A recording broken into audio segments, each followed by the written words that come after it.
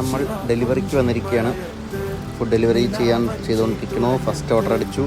അപ്പോൾ ഇന്ന് നമുക്ക് എത്ര യൂറോക്ക് ഓടാൻ പറ്റും നമുക്ക് നോക്കാം. ഓക്കെ, റെഡിയാവാൻ വേണ്ടി വെയിറ്റ് ചെയ്തിരിക്കുന്ന പരിപാടി ഉണ്ടല്ലോ. ശോകമാണ്. നമ്മുടെ വണ്ടി നട്ടപ്പുറ വെയിലത്തായിരിക്കുന്നത്. സീറ്റിലിരിക്കുമ്പോൾ ഇനി ഓംലെറ്റ് ആവുമോ എന്നറിയില്ല. നല്ല പ്രകൃതി രമണിച്ച് ഭാര്യ വേദറിയ സ്ഥലം.